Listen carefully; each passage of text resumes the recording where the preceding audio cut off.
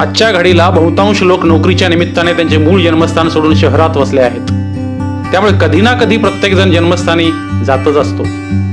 खरंच गाव म्हटलं की डोळ्यासमोर येते ते आपले जुनं घर, चावडी, शाळा, गावातील मोठे देऊळ, ग्रामपंचायत, मोठमोठी झाडे, हिरवेगार असे शेत, गुरे आणि गावातून जाणारा छोटासा रस्ता, आणखी बरंचसं काही. आणि गावाला जायचं म्हटलं तर संपूर्ण मन फुलून येतं. श्री साळोबा देवाच्या पायथ्याशी आणि चित्रा नदीच्या काठी वसलं माझं छोटंसं इटे गाव. एखाद्या वाड्याभोवती पहारा करणाऱ्या शिपायांप्रमाणे गावाभोवती उभी असलेली घनदाट बांबूंची बेटे. आजरा तालुक्यापासून अवघ्या 7 किलोमीटर अंतरावर असणारा माझा इटे गाव.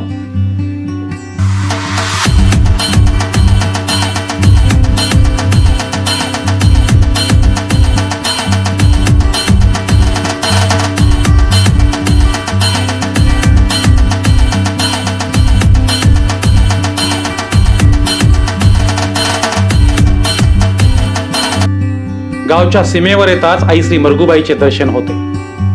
तिचे दर्शन घेऊन काही पावलावर जुन्या पद्धतीचे माझे गावचे लाडके ग्रामदैवत श्री रवळनाथ देवाचे दर्शन होते.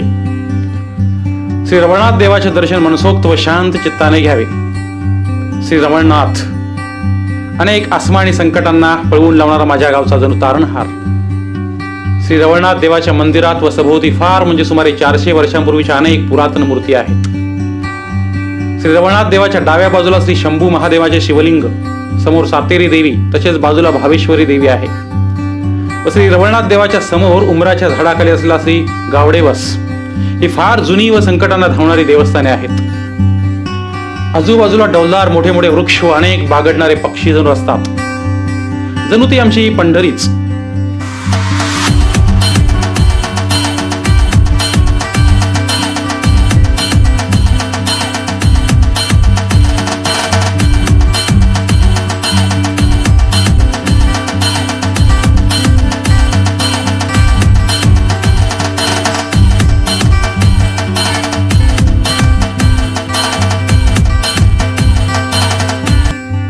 तेथूनच काही अंतरावर माझ्या गावात प्रवेश करत असताना डाव्या बाजूला सरळ चित्री मध्यम प्रकल्पाकडे रस्ता जातो. घनदाट जंगलात असला अनेक पर्यटकांचे मनोरंजन करणारा चित्री प्रकल्प अगदी बाहुबली सारखा उभा आहे. माझ्या गावापासून आजरा, गडिंग्लज, कर्नाटक मधील शेकडो गावातील गोरगरिबांचा संसार हा प्रकल्प फुलवत आहे. अनेक पशुपक्ष्यांची तहान भागवत आहे. प्रकल्पाच्या पायथ्याशी छोटासा विद्युत प्रकल्प आहे. हा प्रकल्प आजरा तालुक्यातील घराघरात प्रकाशच प्रकाश करत आहे. दररोज हजारो लोकांची तहान भागवत व शेतीवाडी पिकवणाऱ्या चित्री धरणाच्या खुशीत माझं इटे गाव वसलेलं आहे.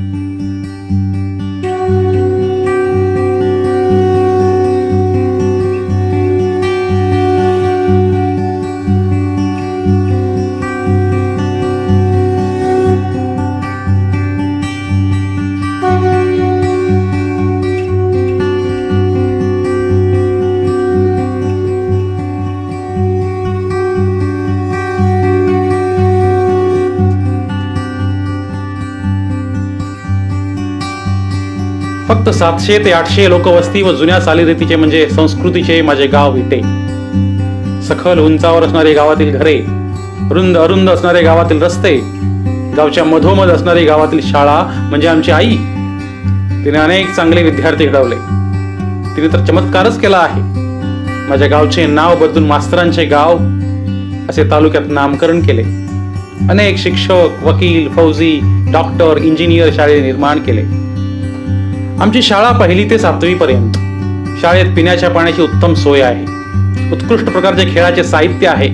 मुलांची बौद्धिक, शारीरिक, मानसिक सुधारणा होण्यासाठी शाळा देखील अनेक उपक्रम राबवते. माझ्या गावात 2 बालवाडी आहेत. त्यामार्फत लहान मुलावर चांगले संस्कार होत असून अनेक शासनाच्या सुविधा मिळत आहेत. तसेच गरोदर महिला व लहान मुलांना वेळेत डोस, त्यांच्या तब्येतीत चांगली सुधारणा होण्यासाठी खाद्यही दिले जाते.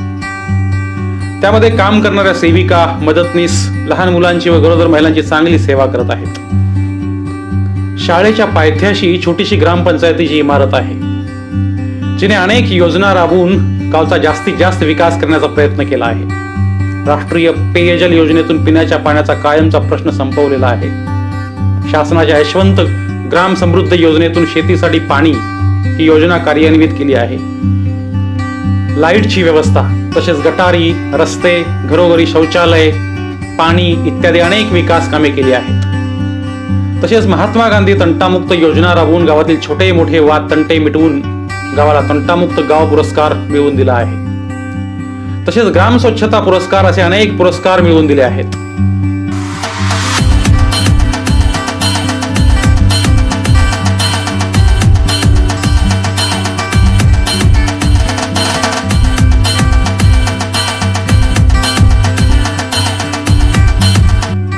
माझ्या गावातील लोकांचे राहणीमान साध्या व जुन्या परंपरेचे आहे. घरे देखील मातीची कौलारू आहेत. माझे गाव अनेक पारंपरिक सण साजरा करते. त्यापैकी प्रमुख सण होळी म्हणजेच शिमगा. किमान 5 ते 7 दिवस हा सण साजरा होतो. होळी दिवशी नवीन झाडाची पोळी आणली जाते. ती सर्व ग्रामस्थ ढोलाच्या तालात आनंदात उभी करतात. होळी पूजन करून पोळीचा नैवेद्य दाखवला जातो व धुळवडीपासून पुढील कार्यक्रम सुरू होतो. या दिवशी फार जुना घाई हा खेळ खेळला जातो. त्याचबरोबर जत म्हटले जातात. मुरळी, डफ, कैंचाळ इत्यादी वाद्य ताला सुरात वाजवली जातात. त्या तालावर घाई खेळली जाते व जत म्हटले जातात. तसेच या होळीच्या 7 दिवसात लेझिम, कबड्डी, रस्सीखेच असे अनेक खेळ खेळले जातात. असे कार्यक्रम दरवर्षी राबवले जातात. आणि शेवटी रंगपंचमी म्हणजे शिंपणं, त्या दिवशी शिमग्याचा शेवट होतो. या दिवशी गावातील सर्व लहान थोर मंडळी पारंपरिक पोशाख करतात व त्या दिवशी मानकऱ्यांच्या दारी जाऊन घाई व जत म्हटले जातात व प्रत्येकाला खोबरं, कांदा, गूळ यांचं मिश्रण करून दिले जातं.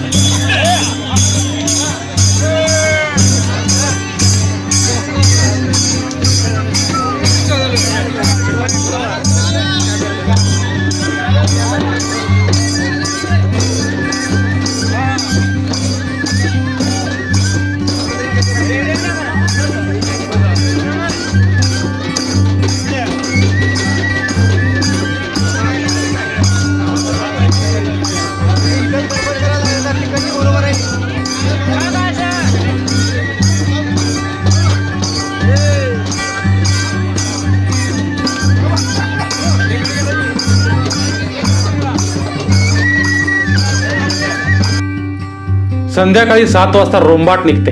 ते रोंबाट शाळेपासून चव्हाट्यापर्यंत जाते. त्यावेळी ढोल तासांच्या तालात सर्व लहान तरुण मंडळी छब्बाई छब्बाई म्हणत नाच करत असतात. ते पाहण्यासाठी संपूर्ण गाव हजर असतो. अशा प्रकारे शिमगा सण साजरा होतो. शिमग्याप्रमाणे गणेश उत्सव हा सण देखील मोठ्या उत्साहात साजरा केला जातो. आमच्या गावात फक्त एकच न्यू जय शिवराय युवक मंडळ आहे. ते अत्यंत उत्साहात, भक्तिभावाने व प्रेमाने गणेशोत्सव साजरा करतात. या निमित्ताने गावात प्रोत्साहनपूर्वक लहान व मोठ्या मंडळींचे विविध कार्यक्रम घेतले जातात. तरुण मंडळ सर्वांना विश्वासात घेऊन लोकवर्गणीतून श्री गणेश पूजन भक्तिभावाने पार पाडते.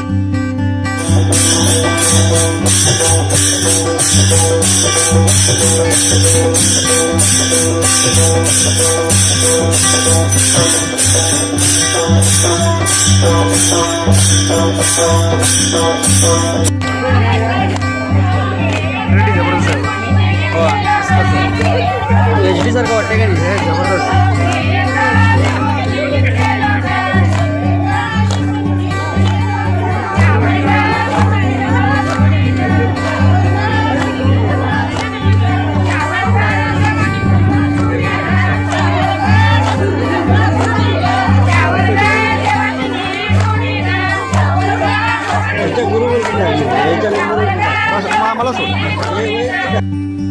माझ्या गावात अनेक जातीचे लोक राहतात. सगळे अगदी गुण्यागोविंदाने जीवन जगत आहेत. एकमेकांची प्रेमाने, आनंदाने, अडीअडचणींना, संकटांना मदत करत असतात.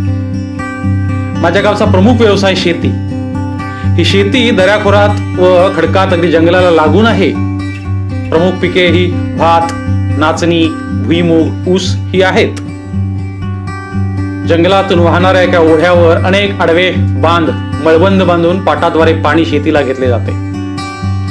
त्या पाटाच्या पाण्यातून शेतकरी म्हणजेच गावकरी एकमेकांच्या सहकार्याने आपली रोप लावणी करतात.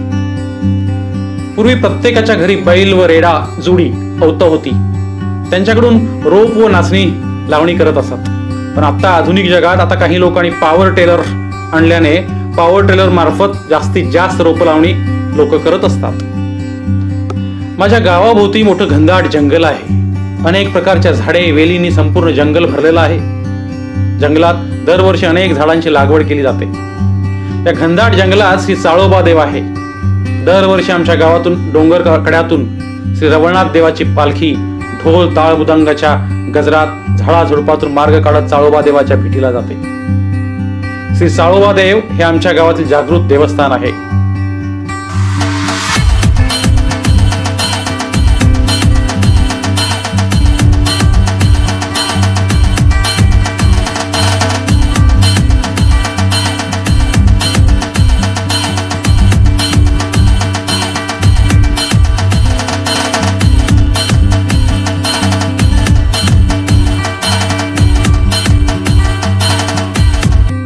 गावच्या घनदाट जंगलात तर अनेक प्राणी आहेत. हत्ती, गवारेडा, सांबर, रानडुक्कर, ससा, हरिण, पिसई, साळींद्र असे अनेक प्रकारचे प्राणी आहेत.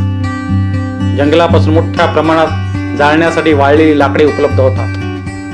त्याचा मोठ्या प्रमाणात फायदा गावकऱ्यांना होतो. तसेच तोटाही मोठ्या प्रमाणात आहे. कारण वरील सर्व प्राणी वारंवार खाली येऊन गावच्या शेतातील पिकांचे मोठ्या प्रमाणात नुकसान करीत असतात. तर मोठे जंगल असून फायदा तेवढाच तोटाही होत आहे. ही अत्यंत दुःखाची गोष्ट आहे. माझ्या गावामध्ये छोटे मोठे उद्योगधंदेही सुरू आहेत. उदाहरणार्थ कुक्कुटपालन, बांबू काठी व्यवसाय, काजू फॅक्टरी आहेत. त्यामुळे शेती करत करत लोकांना वरील उद्योगधंद्यात मोकळ्या वेळेत काम मिळत आहे.